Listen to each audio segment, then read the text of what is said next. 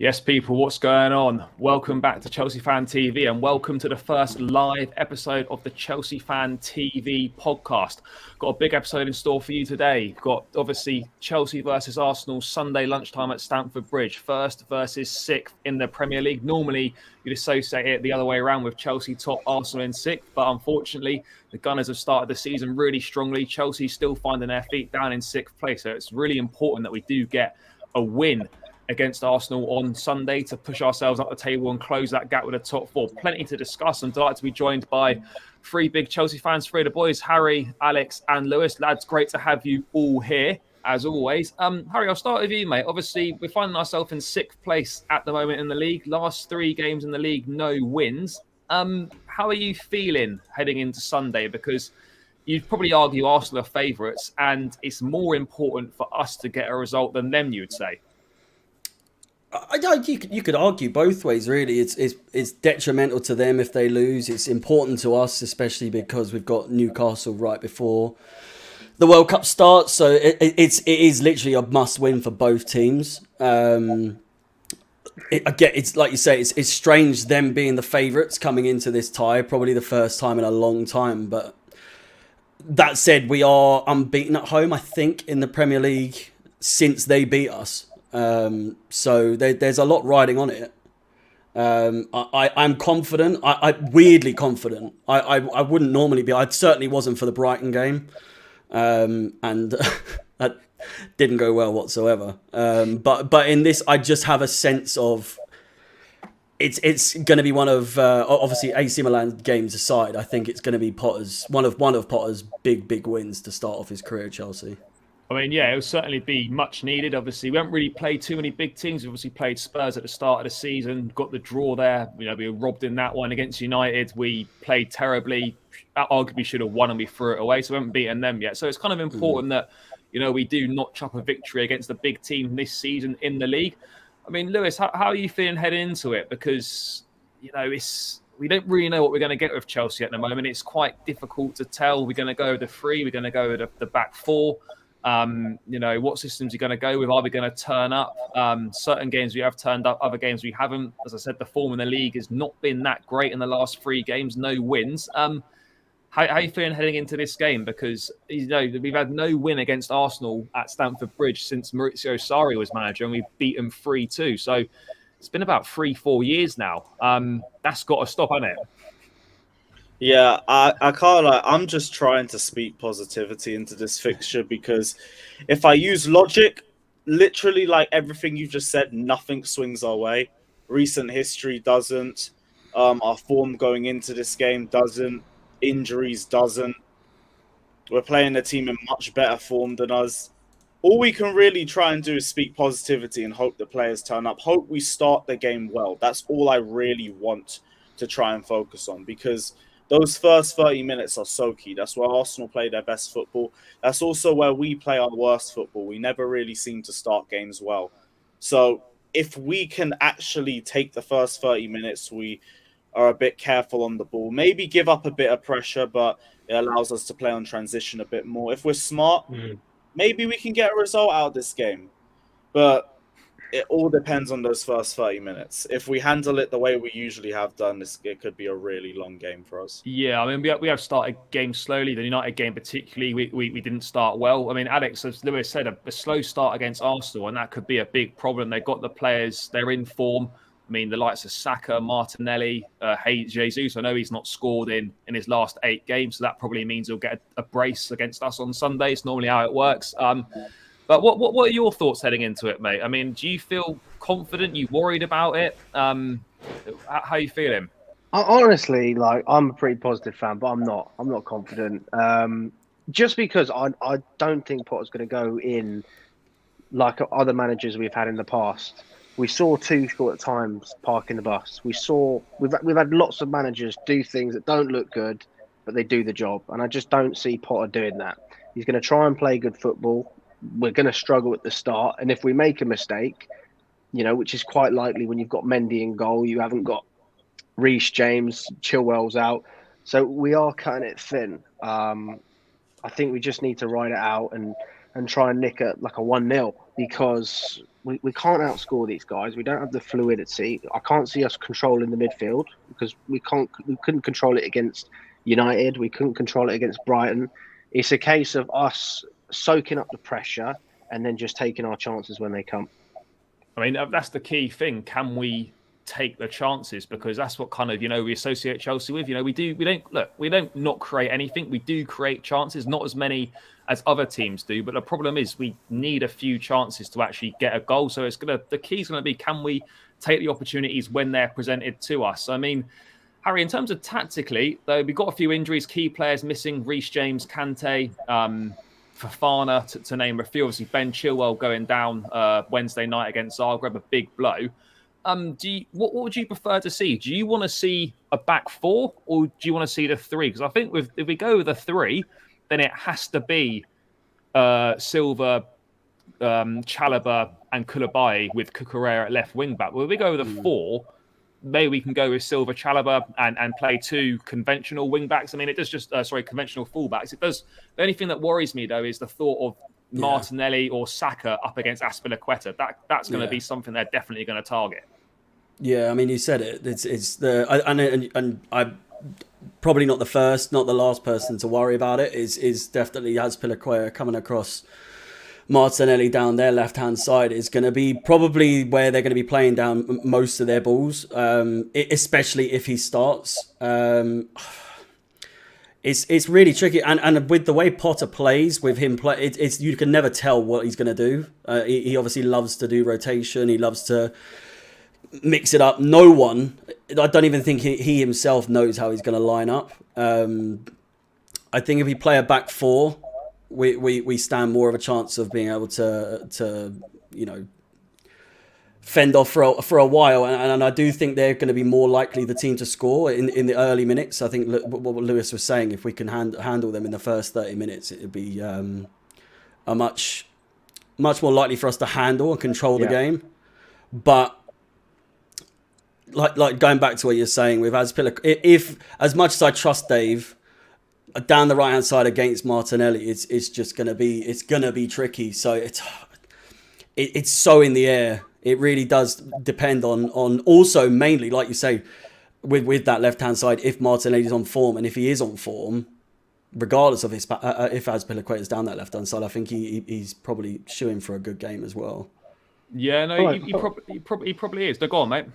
I feel like you don't even have to be informed to beat Dave. Let's be honest. Against Zagreb, he was getting run past. All respect to the man. But we didn't give him a contract. His time came last year. We didn't give him a contract extension for what we see on the pitch. We didn't do that. We literally did it for what he brings in the dressing room. Having that character there, it's so important. And honestly, I give credit for getting him on that deal. I think it was the right decision.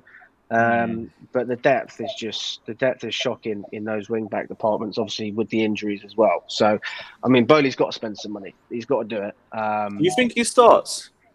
Well, who else can it? No. If we play five at the back, can't we just do Ruben at wing back? Yeah, but is that any better?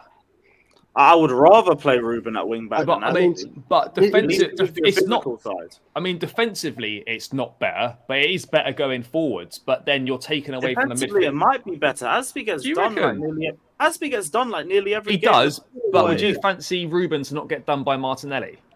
I'd fancy him a lot more. I'll be real. Yeah, maybe. Yeah, he's got the pace. I'll give him I've that. rated He's got the pace. I've rated He's him got the at pace. back, to be fair. But this is the not thing, all the like, time, but still. It's all about how we set up. Prime Azpi. And let's be real, he ain't that player anymore. Like, I wouldn't put him near this fixture. Martinelli's going to eat him alive. Ruben stands a chance. Ruben and Trevor Chalobah together, I think they can do a job. That's are you saying that's so you'd go 5 and you'd play Ruben at right wing back? Oh, you play 5. But then who are you playing as the 3 centre backs? Because if you're going to 5, you're going. Yeah, he's going to play Koulibaly. Oh, yeah, you go Koulibaly. Yeah, fair. You go Koulibaly, Silva, Chalobah, Cucurella. Do you bench any of them? Do you? Who those 3? Yeah, do you bench any of them for this game? No, I don't. The problem is, though, no. But the problem is we've played that 5, and if we play that way, I can't see how. I can see Sterling starting as a wing, starting in a strange position again. I don't know. I swear Potter came out literally and something came out. He said he's never played Sterling as a right wing back. Well, this is the thing. If you actually look at what he did at Brighton with Trossard, you quote unquote you can call it a wing back, but it's more like a midfielder. Do you know what I'm saying? And it allows them to cut in, link up, and dominate in that area. But when you've got a player like Sterling who wins no 50-50s, doesn't challenge, and he doesn't even cut in and shoot. Let's be honest. But it's just a passenger and defend it defensively. You know, like we cannot play those two wingers at wing back and not be exposed. Imagine, look how badly exposed we got against Brighton, and then you be asking the same potentially against Arsenal with much better attacking players and in much better form. I just think it's a recipe for disaster. I think the only way you can get away with it is if you have, say, it was Sterling on one side. And I know we haven't got Reece James, but you could have Reece James on the other side because at least you're not exposed both sides. I just don't think going in exposed both sides works, but. I mean, Lewis, in terms of midfield makeup, you're obviously then going to go with a pivot. But having seen Zakaria play so well in midweek, I mean, we're not obviously just going off one game. You know, that's all we can judge him off in a Chelsea shirt so far. He looks pretty good. Do you think he's potentially played his way into contention at all to start this game? I mean, I personally don't think so. But do you see any sort of merit in including him from the off? There's merit, but I still think it's too early. Like, we've been screaming for him to start for ages, and this performance just vindicates everything that we were saying, but it's still too early to throw him into this game. I don't think Potter would do it. I still think we go Jorginho and Kovacic in the middle. I think you see Zakaria play against City in the Cup, to be honest. Yeah. It's a perfect game to throw him into, but that's all the more reason why he probably doesn't play this one. How do you see it going wrong if Zakaria does start, though? Should he start somehow? What ways do you see it potentially going wrong if he does start? And how do you see it going right if he does start compared to Kovacic or Jorginho?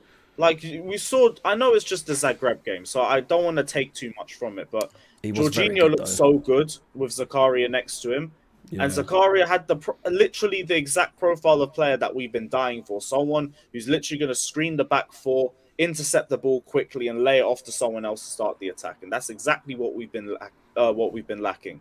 So if he plays, I don't even think it would look that bad for us. I think it would actually benefit Chelsea. But you're asking me, does Potter do it? I don't think so. No. But if he plays though, do you see him suited better? I see him suited better in a midfield three rather than in a pivot. I mean, I'm not saying he can't do it because I haven't watched enough of him at Juventus or Borussia Mönchengladbach to know, but I just feel that perhaps with Jorginho sitting, if you had Zakaria and Kovacic as the quote unquote eights, that might look a little bit better. Although you could have Mason Mount in there. I mean, Lewis, do you think it looks better? Would you like to see him in a 3 more than a 2?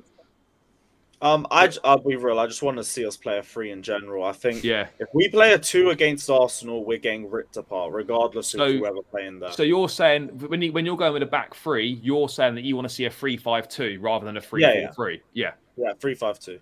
And you what? Sterling and Aubameyang up front. Sterling, Aubameyang up front, probably Mount in the middle or Havertz, whoever you want in there. Jorginho, Kovacic. That would be my midfield and attack. I mean, Harry, the midfield obviously is important. It's kind of, where we've struggled in recent times. We desperately need reinvestment there. Hopefully that's going to come maybe in January, definitely in the summer. What sort of makeup of midfield do you think would best suit this game? And do you agree with Lewis that we need to go over the 3 so we don't make the same mistake that we made against Man United and get so overrun? Yeah, you can't. I don't, like Lewis said. You can't go with a 2. We've been caught in that position so many times this season already. It's with the argument with Zakaria starting. I feel like in a game like this, the magnitude of the game, and it's easily our biggest game of the season so far in any competition. Like we've obviously said that about the Tottenham game and then the Man United game, but this is quite literally probably one of the biggest games that we've had in a while now. I've always said it about a completely different position, but with Broja, I thought there were games where he would have brought that intensity, that aggression, that sort of presence. I think with Zakaria playing, you saw him against, and again, it's just Zagreb. he brings that. When we were looking at him, he was all over the place. He was everywhere. He wanted to be everywhere. He had that intensity. So I think a middle three of even maybe trying him with Kovacic and Jorginho in the middle, just to see how it goes, and with him being the one that does all the majority of the running, it would. I just don't see what we have to lose, to be honest. And he's going to be up for the game. We saw the look he gave the bench or Potter or whoever it was, and he's like, "This is what I can do. I can bring this," and that absolutely, I think, was a look of start me against Arsenal and see what happens. Do you know what I mean? Yeah, I think that is definitely what he was kind of hinting towards the bench. I mean, having seen what he's done, it was such a surprise that we've waited so long for him to even be given an opportunity. I mean, Alex, I was watching a game with you on Wednesday. We were sat together. You were you were slightly critical of Zakaria. Obviously, what are your thoughts on him now? You've seen that performance from him, and how would you feel about starting him on Sunday? I mean, listen, we've got like no depth, so there is actually an argument for it. But my thing is this. When I speak to Juventus fans, when I speak to people who have watched him, which I had never, right? So that game was the first I've ever seen of Zakaria. So you don't know what to expect, do you? But you've already got these opinions in your head. I mean, the guy sitting next to us, his dad was a Juventus fan. He said the worst football player they've had in a long time. And when I think of Chelsea caliber, I mean, that's like Higuain, the Moratas. I'm thinking, fuck me. Do you know what I mean? And to be fair to him, he did do well. He had a good energy. I like the way he spread the ball, but for me, when you've gone that long without playing a game, sometimes you've got this energy, and there was no pressure on him. Let's be honest; it wasn't a big game. It's a completely different kettle of fish playing against Thomas Partey in the midfield. Playing against the press that Arsenal are going to offer, the energy, the intensity. I see people talking about this game, and it frustrates me. They said, "Oh, if Potter doesn't win this game, he's really going to be under pressure." It's like, guys, we're trying. We haven't. He wasn't even given a preseason, for Christ's sake. Like, let's not pile the pressure on. Whatever he does, whether he picks Zakaria or not, it's like fair play. The way I see it, though, is if he hasn't played him, there's got to be a reason for it, right? So whether that's what happened at Juventus or on the training pitch, I don't know. But he had a good game, and fair play to him. Long may it continue. I mean, I think it makes sense to play him more, give him more opportunities. He's definitely earned that. And I think if we can push off investing in midfield in January until the summer, then I think in Zakaria, we've got someone that can provide depth and can provide decent quality performances to tie us over to the end of the season before going big in the summer, rather than sending him back in January and spending, 50, 60 odd million on, say, a Moise Caicedo or an Edson Alvarez from Ajax. I think it makes more sense to make use of Zakaria. We've got someone here already that has shown that, he can do a job. I mean, it does just depend. But in terms of how it's looking, Lewis, obviously we're sitting sixth on the table. It's not great. No wins in the last 3 league games. You always want to win every game, and you could say every game is must win. But would you put this, even at this early stage of the season, as must win? Given the fact we're through without a win, we're sixth in the table. It's going to be a battle for the top 4. Let's make no mistakes about it. Mate, if we drop more points here, it's a problem, isn't it? Oh, I hate you're nervous, Lewis. You're nervous. Nah, I'm speaking positivity. We're smashing them. I don't care about any logic, but every game's must win for us. Like we're already really set back from the end of Tuchel's reign in general, and our form hasn't necessarily improved. Like, we were keeping clean sheets, but we weren't playing well, and then suddenly the wins started to disappear, and then it all came to a head against Brighton. This game, even if we win, is very good for confidence, but like the biggest issue with Chelsea is consistency. We still need to see that form go into the City game, even into the Newcastle game, and I guess after the World Cup, maybe we can reset and maybe come back a little bit stronger. But for me, like I keep saying, as much as we can win this game or lose this game, it all matters about the first 30 minutes. As long as we can start a game well, then at least we got something to build off. The problem is we never do that. Yeah, it is true. I mean, Harry, what do you think is going to be the key to getting a fast start for Chelsea? Because as Lewis has touched on, we haven't started games necessarily the best. We went a goal down early doors to Palace. We were down early doors against Brighton. horrendous start against United as well. You know, we haven't started many of the last few games quickly. I mean, what do you feel that we need to do differently to change that? Intensity, really, and it's a tricky one because obviously everyone harps on it, but it is true, and Chilwell fell victim to it, and it's the World Cup is coming up, and I feel like a lot of people are. I can't remember who said it, but I saw something recently where someone was saying that people are trying too hard not to get injured, whereas they should just play the game normally and try, and that way you just avoid injury altogether. But in a game like this, you need intensity. We've had several games this season where we've been the first hitters to get the shots on target. We've had a couple of games in particular where we've had shots on target multiple times and just not put them away. In a game like this against a team that are like Arsenal that are in form, we have to be putting them away. We have to be putting them away, and not be made to pay by them running right up the pitch where we've just missed a sitter, and they just make light work of their chances. And it's just it. And also in particular, if they are to score first, there's been several occasions, kind of off topic, but in a sense, like the vibe of the game and how we should be playing. There's been several times this season where we've scored and then the opposition, we've kind of relaxed and then the opposition scored straight away within like 5 minutes or so. We need to be that team as well. There needs to be times where we concede a goal, and we might concede early against Arsenal. It could absolutely happen. And if it does, we need to be able to show those qualities that we can, you know, hit back straight away, like we've been victim to already this season several times. But in answer to your question is intensity needs to be happening from the start, which is why I think, and I know it's hard because of one game, but what I've seen from in that one, it's so hard to go off of. But with Zakaria, Zakaria, sorry, it's just that intensity is what we miss in a lot of players. I just think we need to hit the ground running straight away. Like as soon as the whistle goes, just take this game as like what you asked Lewis. It's a must win. They need to treat it like it's a must win. 100%. It definitely is. I mean, Alex, in terms of, you know, we know we don't take a lot of chances. You know, we need a number of opportunities to stick the ball in the net. The forwards aren't the most prolific. Do you think we've got enough creativity and enough talent in the midfield, in the wide areas or whatever, to create enough opportunities against this Arsenal side to get the relevant goals we need? Because it's something that we have struggled with. Creativity, a lot, and all of us have banged on about it. We don't have enough creative players. You know, we don't have someone like a Cesc Fabregas, someone that can pick a pass from deep, someone that can unlock a defence.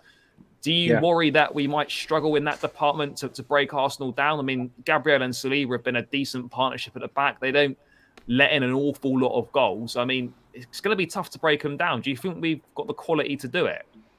I think in a game like this, if you don't have control of the ball and if you don't have possession, I think the players like Kai Havertz are going to struggle, because he needs to be the centre of it. It's similar to Mount, but I do feel like Mount can adapt a little bit more. You know, Mount can take those long shots. I think he can hit those diagonal passes. I don't see Havertz doing that. Having said that, if we are able to create chances, even with the lack of creativity that we do have, if we've got Aubameyang up there, I reckon he will take them. You know, because for the big game against Arsenal, I think he'll be well up for it. And I'd be surprised if Potter didn't start him in that game. But it is a case of how we play. You know, if we try and play football, I just think that the players are going to struggle with confidence, because the fans, I mean, I sit in Matthew Harding every week. I think Lewis will agree with me on this. When they're playing the ball out from the back and we're getting pressed and then we hoof it up, we lose the ball, and we're trying to do the same thing over and over again. It's frustrating to watch. Mm-hmm. So we as fans have a responsibility as well to get up for it.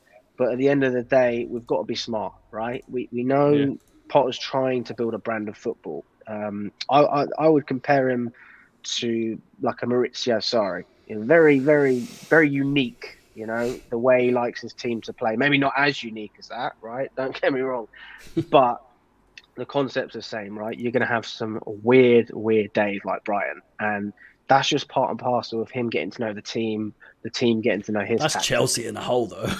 Well, yeah, but Chelsea needs to change, right? And that's why we need to. We'll never change. We'll always be that team. We won't if we sack Potter, and we won't if we put him under pressure. So what we need to do is we need to bring it at Stamford Bridge, because let's be honest, the atmosphere's been pretty shocking. It's been pretty bad. It better be good on Sunday. It's Everyone poor, has to be innit? up for it.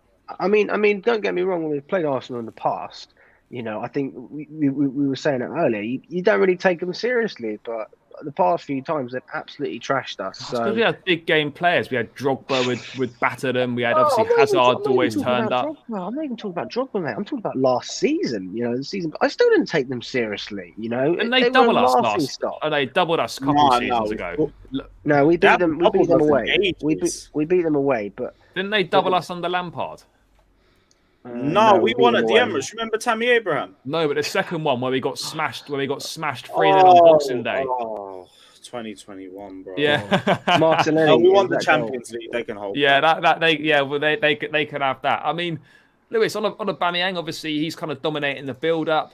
He's obviously angered Arsenal fans with that little promo video saying he's a blue and whatnot for the BT Sports stuff. I mean, they probably told him to do it, but it's not exactly endeared him to them any further.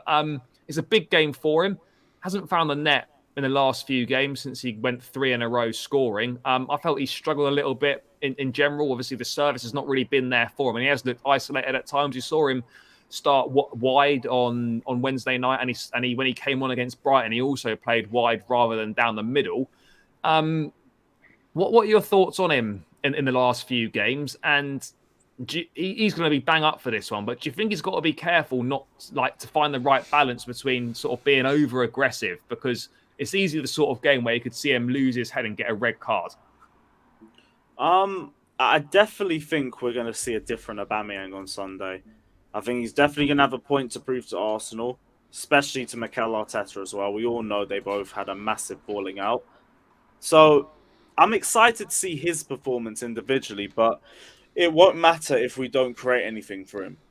And I guess it's a case of how are we going to take control of the game and be able to make chances. But I genuinely think our best game will be if we sit back and try to hit them on transition, because if we go out and give them a game, we're going to get battered in possession and the ball's never going to find its way into the attacking third.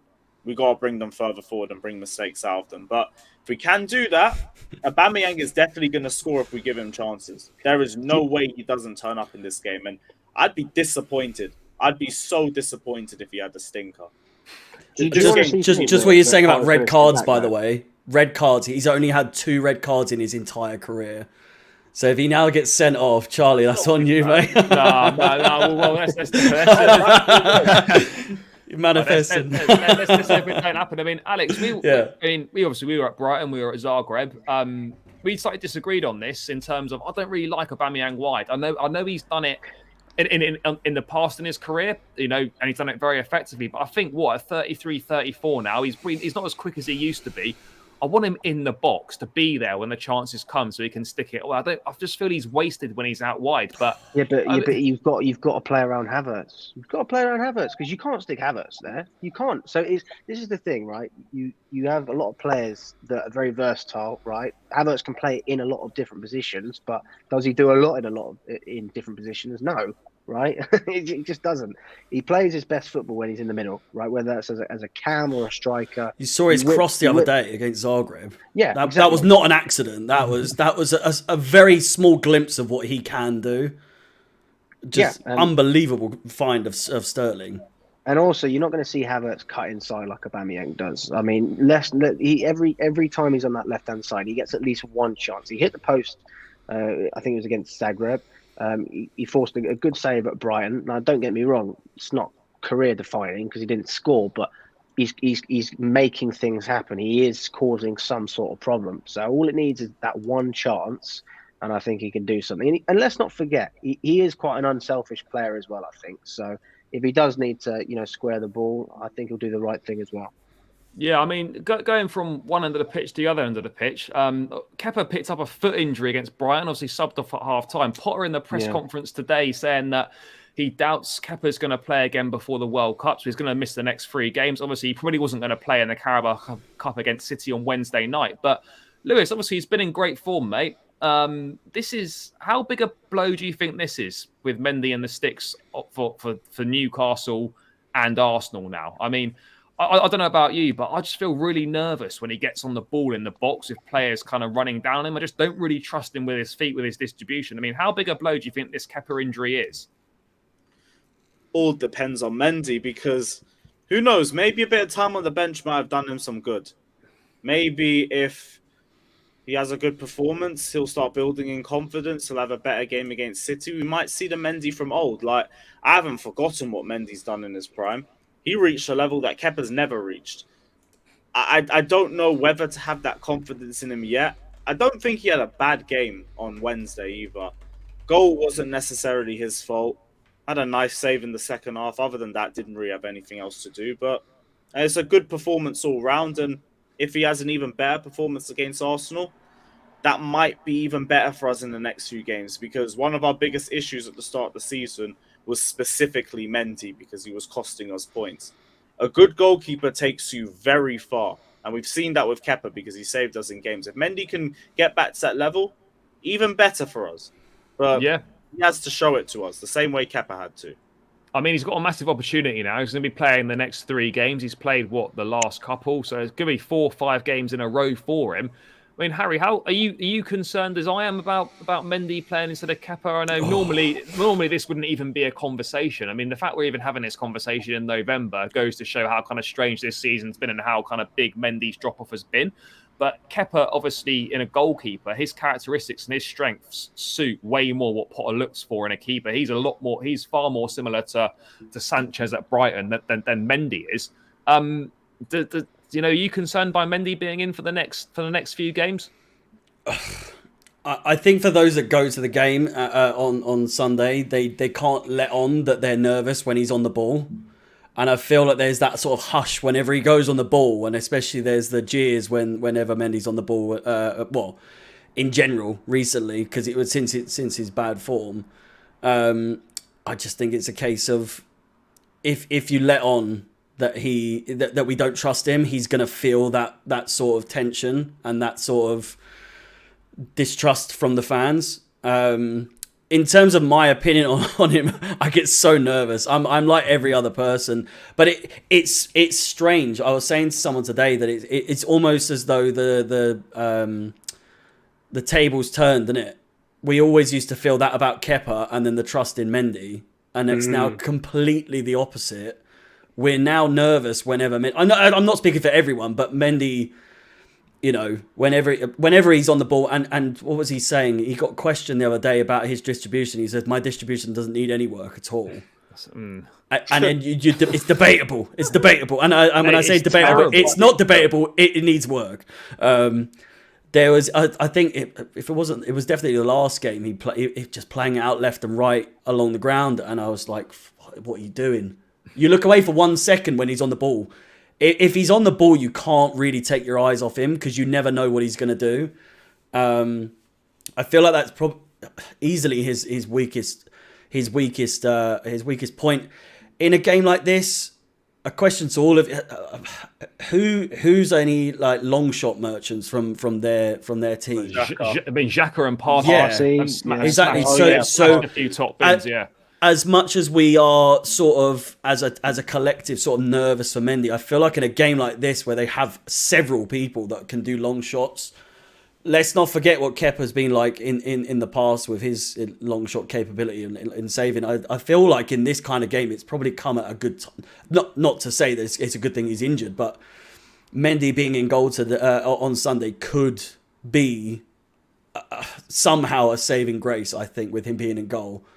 I just think with a long shot Arsenal goal or long shots in general could be on the menu if Kepa was in goal. So I feel like Mendy could be the suited goalkeeper for this kind of game, to be honest with you. I mean, Alex, where do you sit on this one, mate? I mean, two goalkeepers that there's not too much in them. Both have got, different strengths. Probably Kepa's strengths are Mendy's weaknesses, and maybe the opposite way around as well. I mean, What are your thoughts on Mendy being in goal for the next few games? Because these are big games.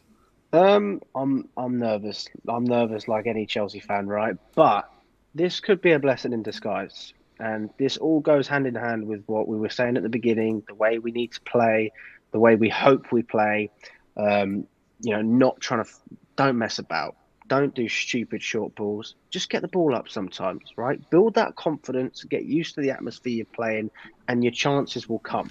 So, great example of this. When Kepa obviously refused to come off in the Carabao Cup final, the next game we played against Tottenham, and Caballero started in goal.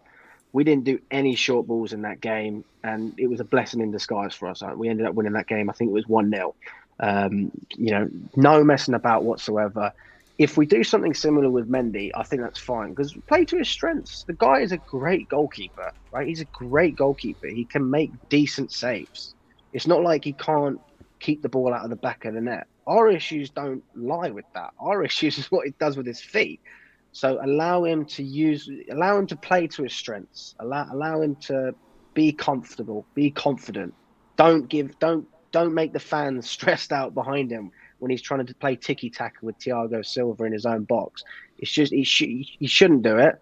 But I don't think Potter's going to do that. That's the thing. I can't see Potter trying to change his tactics to win this game and play boring football. I think he needs to do it, but I don't think he will. But with a goalkeeper like Mendy, I think if you play that way, a more direct style of football, we've got a good chance. Yeah. Let's hope so. I mean, Lewis, how important is this game for Graham Potter? He's been here a couple of months now. We've lost one game under him. I know there's not saying there's any pressure on him at all. Obviously, there's always certain sections of the fan base that don't like a manager and talk nonsense on Twitter and whatnot. But in kind of the small space of time he's been here, this game's really important for him. And these three coming up, maybe not so much the Carabao Cup, but this game and Newcastle, these have got potential to define this season in terms of shaping how we're looking to finish top four and not finish top four. For Graham Potter, I'm not too sure about the pressure. I think it only rises because of the nature of this match. But in terms of how fans are going to perceive him or anything, it really shouldn't, regardless of whether we win or lose. And I think anyone who's already questioning or turning on Potter is either still hurting over Tuchel leaving or they just don't really have any patience. Like, we all understand this is going to take time for Potter to build a team in his image. We're already saying that about Tuchel, and he's had a year or so with the squad. Potter's only just come in. He hasn't even brought in any players that he wanted. So, we already know that he's going to need time. Win or lose, it is what it is. I'm not going to look at Potter any differently. I'm going to question some decisions he makes if we don't win, depending on what the decisions are, but it's not going to change the way I look at him in any way or anything like that. And I don't think it should for anybody else.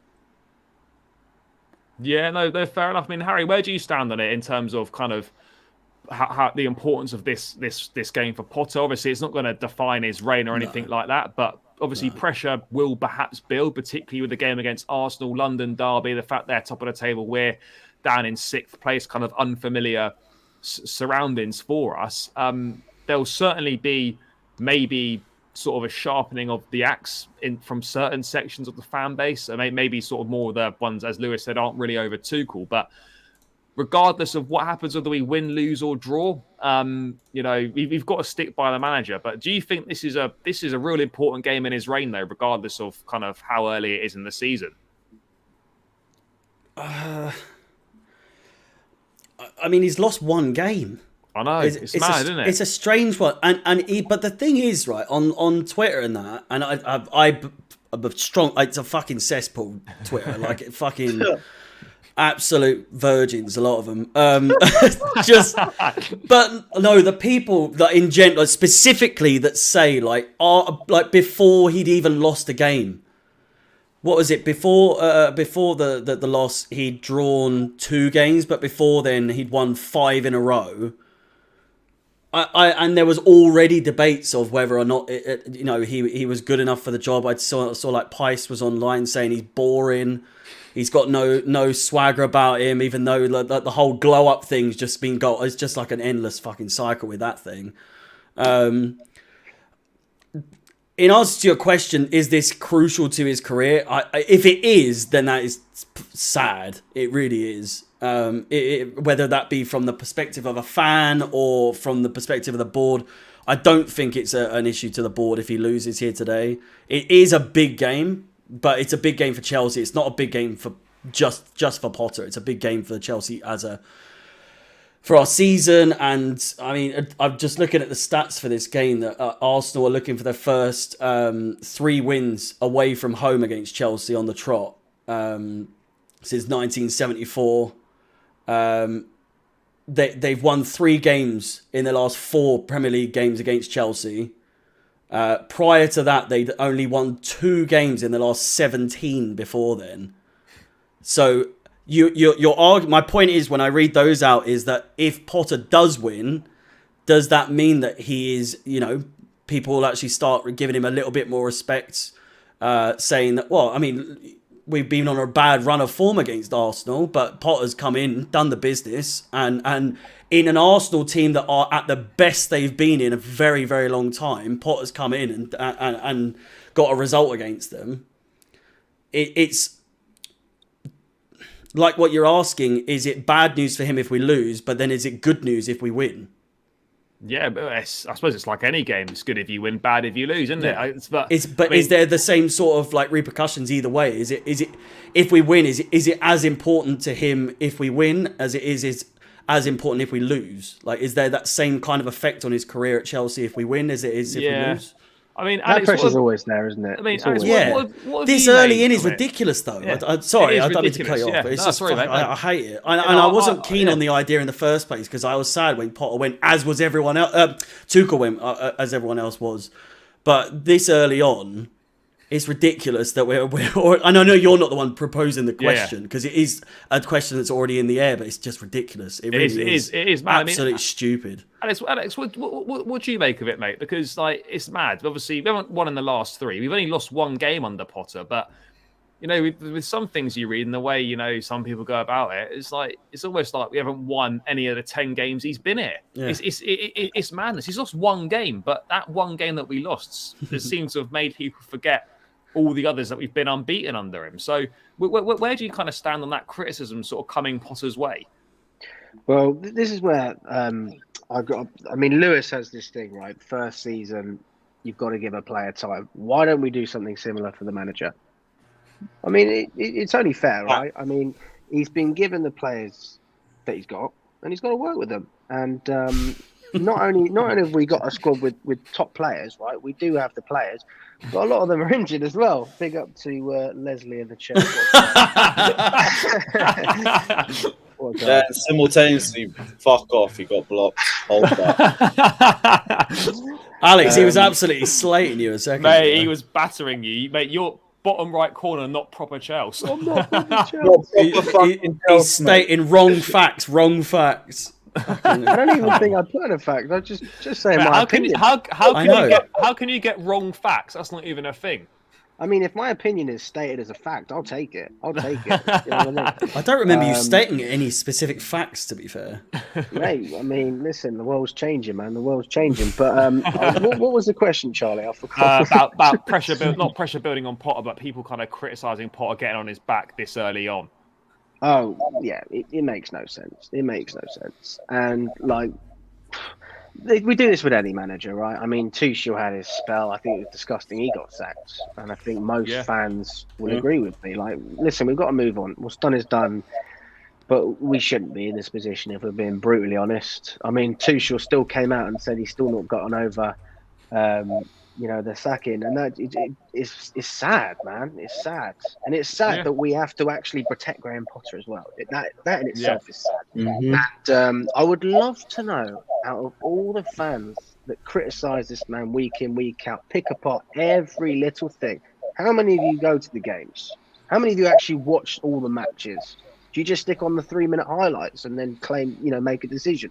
Because that's what it seems like a lot of the time, especially when I read Twitter. I mean, thank God I don't use it. I only put it out with our stuff, really. But we can be toxic. Let's be real. Yeah. We can be toxic, and that needs to change. And you know what? It will get toxic. That's another thing. It will get toxic because we are going to have a dip, man. I mean, this World Cup is coming at a great time. The amount of I read out the injury list: Kante, Kovacic, Kepa, Fofana, James, Zakaria, Chua. These are big players, man. These are big players. So if anything, it works in our favour that we've got that break. Don't get me wrong; it would be nice to win all these games, but you can't have it all. And sometimes it's just nice to refresh as well. Yeah. But do you think with the, and I apologise, Charlie, if this is one of your questions that you have lined up, but I'm just curious, like you say, with the World Cup is very, very, soon, suddenly, the 3 games we have left, Arsenal, is someone shaving, by the way? Oh, that's Lewis's computer. So we've got Arsenal, we've got Man City, and we've got Newcastle. Mate, it's three fucking to tough many games. people, and I think we might have discussed this before we went live. Was just like winning all 3 of those would be dreamland. Like it really would. Like I realist. If you think I am being negative when I say like that is near on impossible, you just have to be realistic. How out of those 3 games, what kind of results do you think that we can come away with, but that the fans will be happy with Potter with those results? Not what would you be happy with? Obviously, you'd be happy with three wins. Yeah. What do you think Potter needs to do in those 3 games to warrant a good response heading into the World Cup? I personally think that like fans, I could be wrong. I don't know. You don't want to sacrifice an opportunity at a trophy because the League Cup, let's make no mistakes about it, is the easiest trophy to win. It's got the least matches in it. It's the first possible trophy available. We've seen Mourinho prioritise it in the past, give it respect. It kind of builds that winning culture. The first trophy you can win under a new manager potentially. I wouldn't like to see us go out for sure. But if we're being realistic with ourselves, we probably are going to lose on Wednesday night to City. Yes, it will both be rotated sides, but we're probably going to lose to them if we're being honest with ourselves. So I think the trade-off would be for me that if we could get 4 points from the 2 league games, Newcastle and Arsenal, and we went out the cup, I don't think that's a complete disaster. I mean, Lewis, what are your thoughts on those 3 games? I mean, what do you think is acceptable in those 3? Because we're not going to win them all. Would you, like me, would you accept going out the cup if we got 4 points on Arsenal and Newcastle? I'm genuinely just going to take what we can get. I'm going to speak 3 wins into existence. And at the end of the week, we'll just assess what we have. We should definitely win at least one of them. Yeah. If I have to pick any of them, it'll be the Arsenal game. That'll be the last one I want to lose. The City game genuinely could go either way depending on rotation. Like, if City play a heavily rotated side, why can't we win that game? No reason why not. The toughest one out of the 3 could be the Newcastle match. Going away there with their atmosphere as well, the form that they've been in this season, they've been smoking teams at St. James's Park. Yeah. That's the toughest game out of the 3 for me. Yeah. If we drop points at anyone, I'd probably accept that one. The Arsenal game, 3 points. I won't even accept the draw. No, City, we can win. Let's take the name out of it. We absolutely need to do another live podcast, the 4 of us. If we win 3 of the 3 games, we absolutely need to come back so we can laugh about how on earth let's go. We've come back with the 3 wins in a row. Or if we lose all 3, we can just do it again. We're going to win them all. Well, thank you for bringing that into existence. No, I mean, Harry. Sorry, guys. So I'll just to let everyone know in the chat, the reason we are doing this live video, we've got a very, very special video tomorrow with a very special guest. So that's coming out midday. Lewis, with troops. So hopefully you enjoy that one as well, guys. Sorry, Charlie, mate. No, Harry, I mean, what would you think's acceptable? I mean, obviously, Lewis, we all want 3 wins. Would you accept going out the cup if it meant we picked up 4 or 6 points from the 2 league games, or would you be happy, say, to lose a league game, but we went through in the cup as well? I mean, it's a tricky balance, isn't it? So saying, which one would you? Oh, sorry, I thought it was my bad. Sorry, go on, Harry. I was at the barbers earlier, and I was having this exact conversation in terms of like Carabao Cup, I could give a fuck. I honestly couldn't give a toss anymore.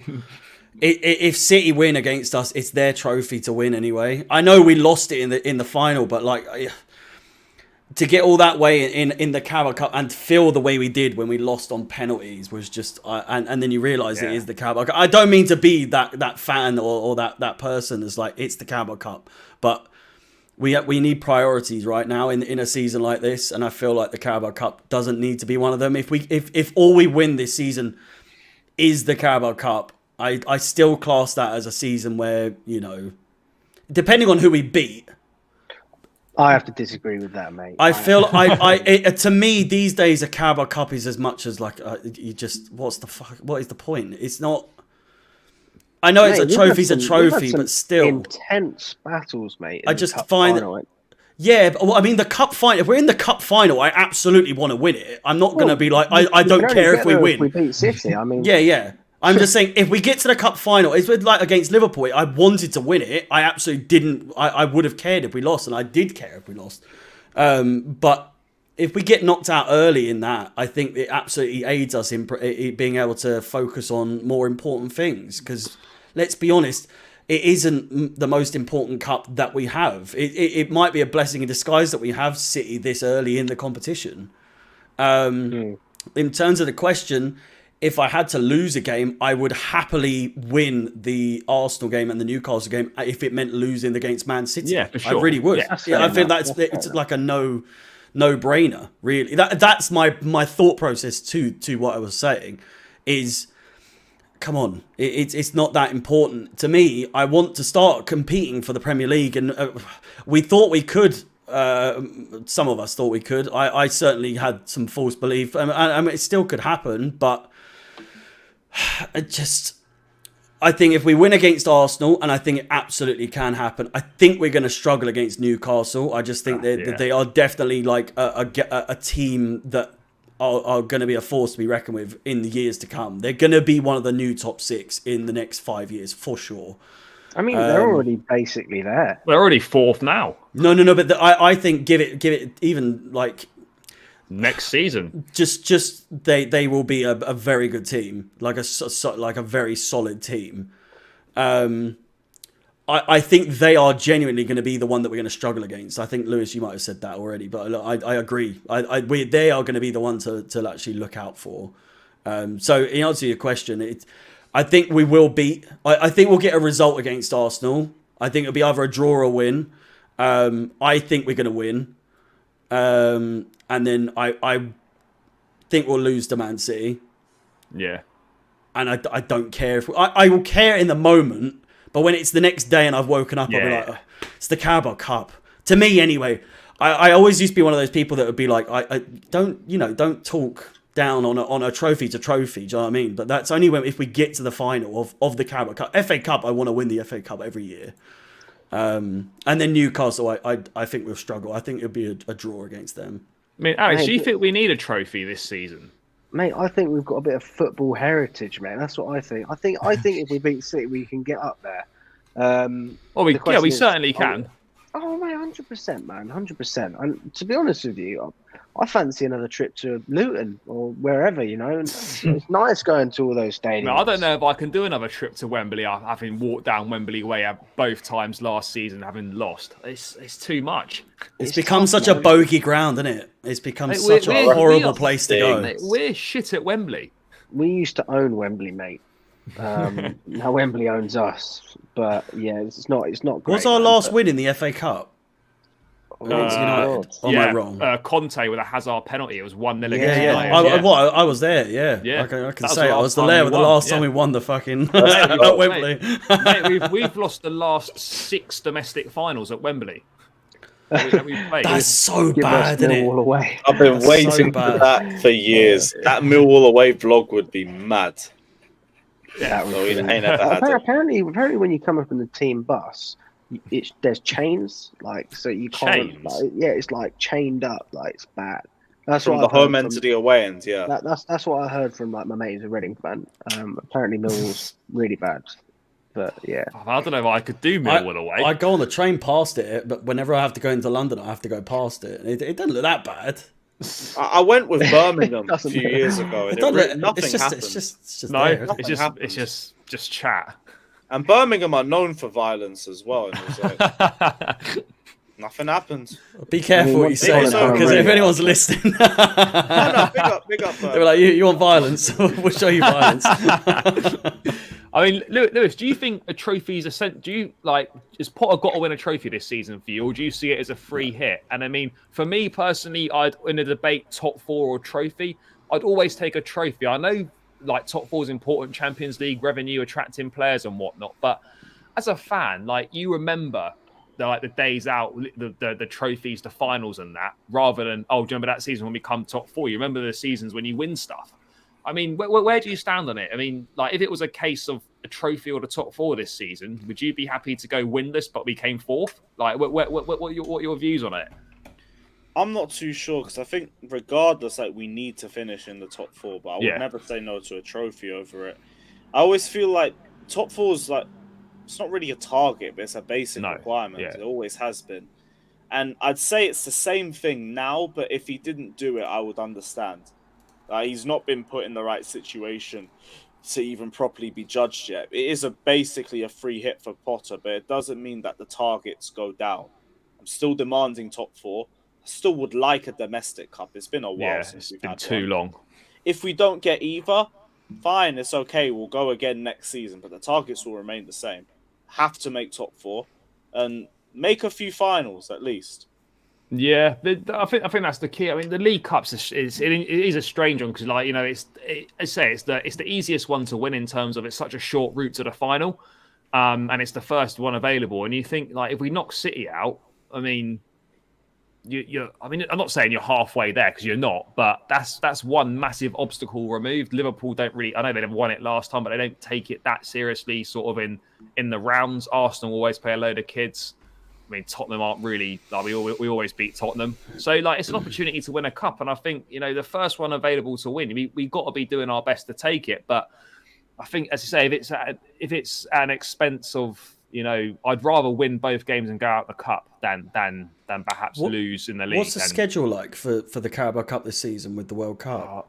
Because usually it would be done in January, wouldn't it? No, the finals normally in like either like last weekend. The finals like end of February or sort of start or middle of March. Is it? Yeah. No, it's usually the end of January because it's near my birthday.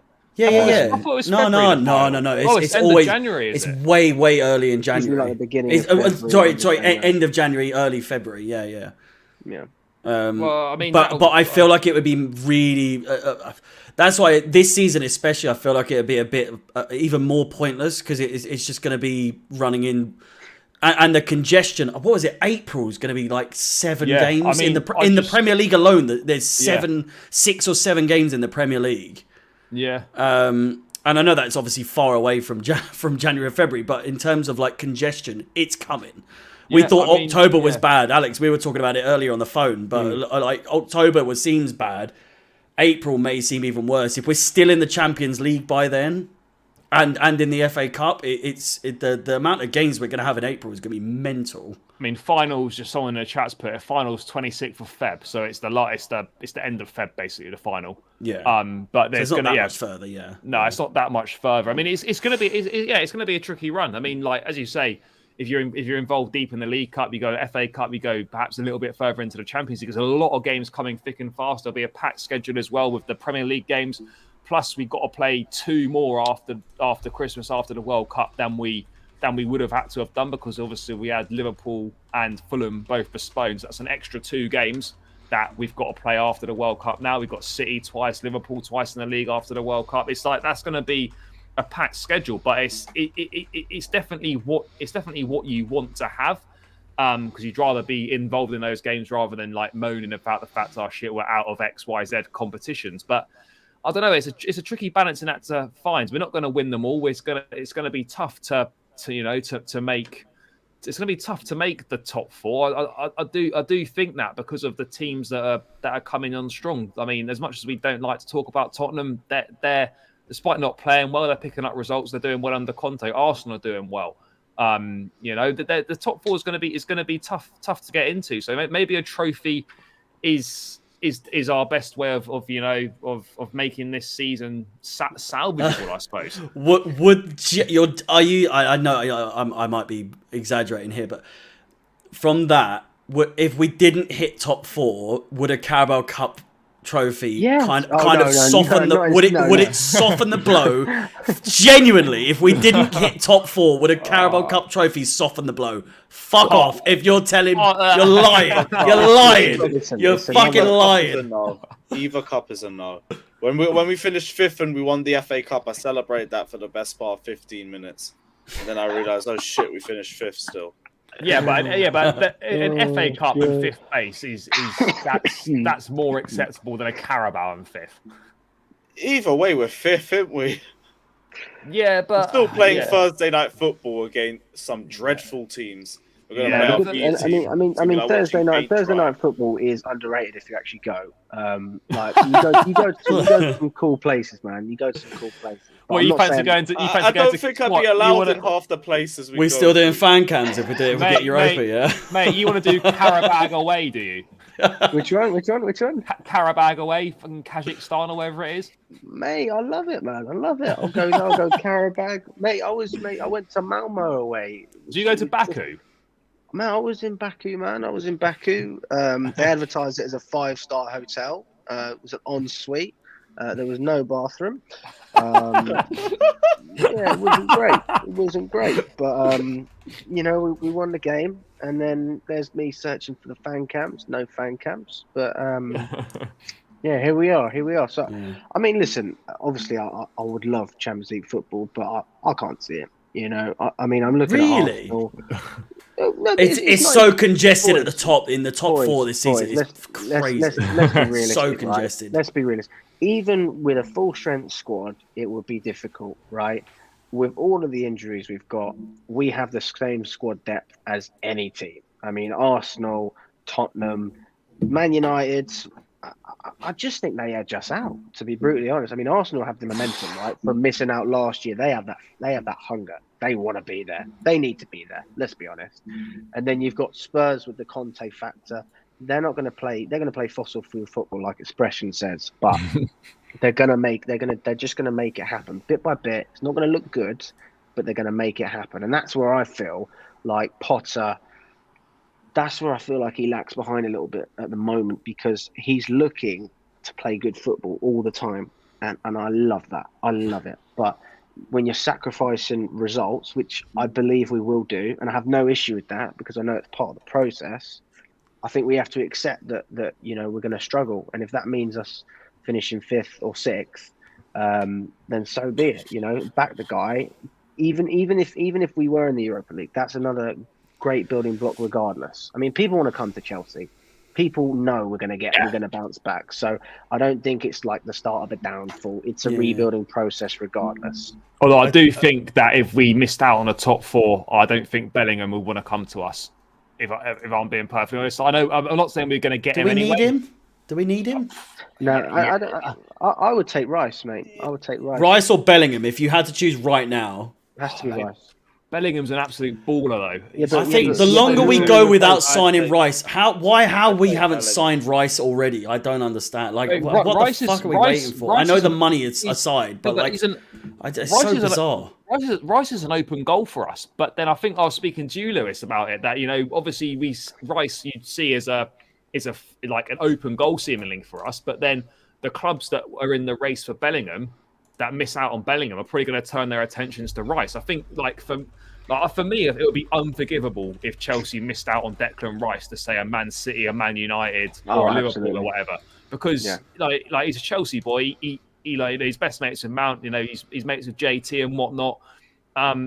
You couldn't imagine him playing anywhere else other than Chelsea. So it really would be unforgivable to miss out on him. I mean, if he wants to come to Chelsea, he can wait until his price tag's affordable. That's the way I see it. He ends up going to another club, it's literally he ain't proper Chelsea. He can wait until he's about 50, 60, 70 million, and then I think it would be perfectly reasonable for us to go for him. My only problem with Rice has been the price tag. Anyone who wants him for over 80 million, I think it's a ridiculous price tag for him. Who would you rather have out of Bellingham? Would you rather have Bellingham or Rice if you had to have one? And who's he going to replace as well? You tell us who he's going to Oh, replace. probably replace You Kante. can put your Yeah, votes in they the both poll. replace Rice- Kante or Kovacic. No, Rice would replace Kante, but Bellingham wouldn't replace Kante. They're both box-to-box centre mids. Hey, Bellingham goes into our Same team thing with straight Kante. away. You could. No, you I'm could not. play... No, I'm not going to say he's not going to get into the team, but I'm thinking about what we already have, and I just feel like Rice is going to fit into our system that bit more. I could see a player like Bellingham playing for Liverpool. Like I feel like he fits that system. He won't I think come Klopp Chelsea. would love him. It won't happen. He could. It would be difficult. He man. could. It could. It could. It won't happen though. I don't Mate, think. it'd be- I mean, listen, we'll offer the wages. I think Chelsea or Liverpool we're not make gonna the get most priced out. sense. Because Could City, I don't see think he him- breaks into their midfield. I don't think he breaks into Real Madrid's midfield. But what about to replace Modric? Because Modric is 37. He'll probably Yeah, but they got what? Valverde, they got Camavinga, Tchouameni. Again, yeah, he they've won't got go options. And he's going to be the newest one there. I don't think he breaks into that squad. I don't think he breaks into the City squad. Every Guardiola signing needs a year to adjust to his system. It's just Liverpool or Chelsea. Yeah. So I definitely think we're in Says with a shot. And Liverpool. apparently Liverpool are further ahead with us on Rice negotiations. I think that's what Simon Phillips said a few days ago. Oh my Rice So, negotiation. Could be Bellingham. Mate, I'd love Bellingham. I mean, Alex, do you think any chance we could get both? I mean, listen, we've got the money, right? We've got the money, and when I met my best mate Todd in Salzburg, he's a happy chap. Did you tell him to get Bellingham? I didn't. Everyone was telling. You got to be a little bit respectful. Do you know what I mean? Oh, you can't not fucking tell him to say it. Like who's got he a said sign? the most important words. that any Yeah, man true. He said the most important words that any man can say. And if you haven't watched it, check it out. He told everyone to subscribe to Chelsea Fan TV. And do you know who was filming it? Egg Barley, the other owner. He was filming with this phone here. Gets my phone out. I'll take a picture for you, Alex. Oh, thanks, man. And obviously, I've got this cover, right? So obviously, you need to It's got the put the granddad cover case, up. That is a granddad my, case, my yeah. dad got it for me. Do you know what I'm saying? So it is what it is. But we moved, he's got my case, and I'm there with Todd. You're right, Todd. All good, man. All good. And I'm just standing there. Right, can you give us a shout? Yeah, sweet, no problem. And Egg Buddy's like, sweet, man. And so subscribe to Chelsea TV. And the case is down. I'm like, can you lift the case up? And I kid you not, we did about 4 takes. And he didn't lift up the case. And They then must he be finally. sick of you. No, well, they were sound, to be fair. No, I'll be honest, I mean were they sound. still did it in the end. So yeah. And then when he finally got it right, I was like, yes, come on. And then we rewatched the clip in the bar with my dad, and he said, subscribe to Chelsea TV. And my dad was like, you have to ask him again. He's like, you Mate, have to you go must have done back about up. 10. You must have done about 10 takes with him. We probably did about 6. For real, we did about 6 takes. And then we went back. The car just pulled up, so Ed Bally just walked off, and Todd was talking to some lady. I've got great manners, so I waited for him to finish his conversation, and I was like, "Excuse me, Todd, mate. Can you say Chelsea Fan TV?" And then he said it. Got the handshake, mate. Done deal. That's our intro for the next 3 years sorted. So that's coming. Well, next 10 years, mate, whilst he's stoner. Absolutely. It's worrying that he didn't realise that he also owns Chelsea TV. I would assume anyway, and then he didn't think. Sounds quite familiar, Chelsea TV. It might be copyright, actually. You know what I mean? But mate, fair play to him. Like, can you imagine Roman doing that?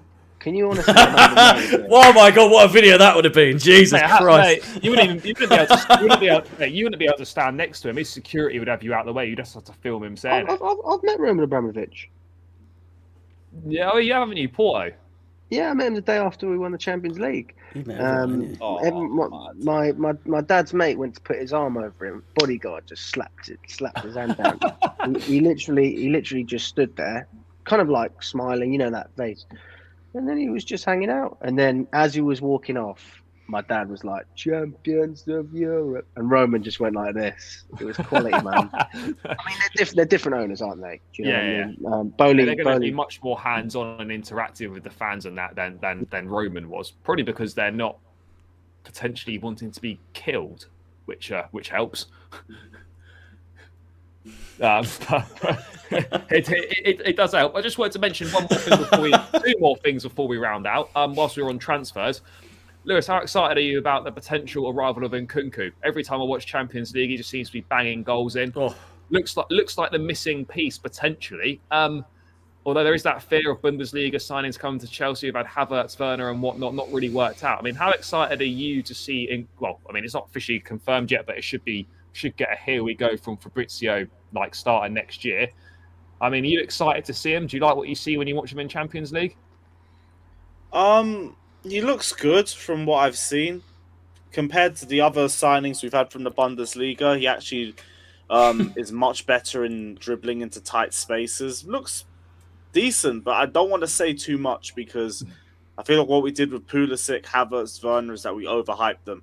Like I know he's going to come in, he's going to need some time to adapt, and there's going to be critics immediately. I'd rather just let him bed into the squad. Looks like a good improvement to the team, and yeah, we'll just see what he does for Chelsea. I mean, Harry, you excited by Nkunku coming in? Obviously, as Lewis said, we got to be reserved a little bit. We can't get too carried away. It's going to be different playing for Chelsea, and it takes time to bed in. But he looks a different player to a Werner and a Havertz. It looks a lot more complete. His finishing's a lot better. He definitely scores a lot more goals. It's looking promising. Yeah, I would say I could be wrong. Were they playing the same fixtures what we were playing in the Champions League? So whenever we were playing, they were playing. Yeah, I think so. Yeah, possibly. Yeah. I was gonna. So what my point is that I feel like it's a bit It was unfortunate that we would never be able to see like them play live unless you watch the full 90 minutes, unless you were gonna miss the Chelsea game. And I'm not going to sit here and lie and say I've been focusing on him entirely. But all I know is for sure is that it just seems like he's scoring constantly in the Champions League. What was the goal? He scored one goal early on in the group stage as well. Maybe in the second game, like an absolute fucking left foot from distance as well. Again, I'm not going to sit here and say like I know too much about him, but from what I do, what I've heard and what I've seen is that he's scored some good goals and he's. Yeah. But I completely agree with Lewis in the fact that we've put pressure on Bundesliga players before, so take it with a pinch of salt. Do you know what I mean? Like we'll see how it goes if he even arrives. But from what we've heard and what we know, it sounds like it should happen. So yeah, we'll see.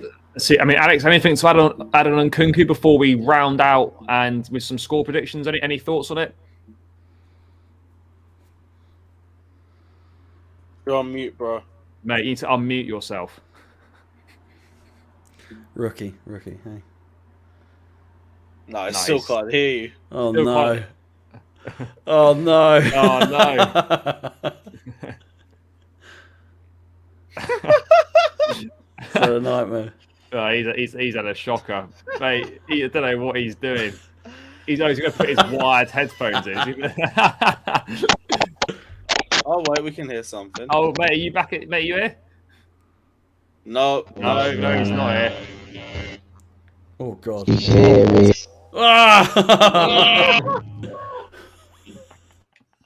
What is happening? Mate, what is that noise?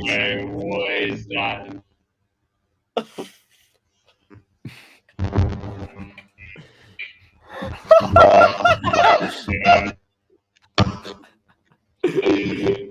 Mate, thank you for coming. Mate, he's an absolute nightmare.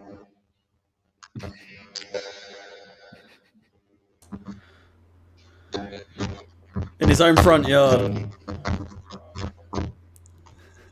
Mate, Alex, you need to exit the stream, mate. Exit and come back in quickly. I've muted him. Oh, we've muted him. It's not gone, bruv. It's not gone. Yeah, Alex. Yeah, all right, mate. We'll, mate. Thanks for joining us. We'll round it out.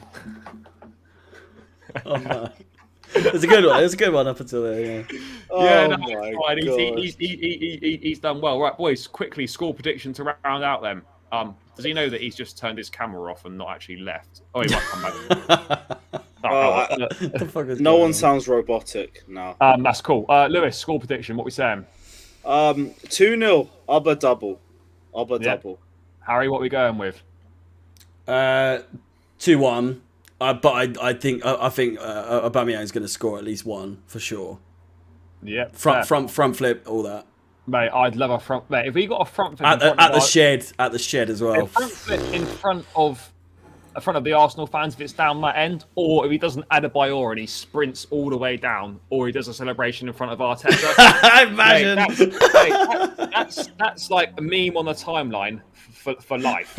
Mate, that's never disappearing. I'm gonna go. Oh, fuck it. I'm going to say we're going to win 2-1. I can't say we're not going to win. So we got 3 wins. I think Alex might fancy us to win as well. But yeah, seems like a good point to round out, guys. Thanks for tuning in. As always, on your way out, please run the lights up on the stream and subscribe to Chelsea Fan TV if you haven't done so already. Harry, watch along Sunday. What time's that kicking off? 11:30 here on Chelsea Fan TV. And also there'll be a Champions League draw live at 11 a.m. on the channel as well. And player ratings after the game as well, Sunday? Yeah, absolutely. Yeah, perfect. Lewis, your channel, Carefree Lewis G, just they know where to go. Carefree Lewis G, check out the vlog and all of that. Yeah, make sure you check out the vlog as well. Guys, if you enjoyed what I had to say by any chance, you might have done, you might not have done, then feel free to also check out my channel as well. The Blues Brothers. I will just drop a quick link in the chat for you if you want to have a look at that. But if not, make sure you enjoy your weekend. Enjoy the game. Hopefully, we're celebrating with a win. And we'll catch you all again soon, guys. Take care and up the Chelsea.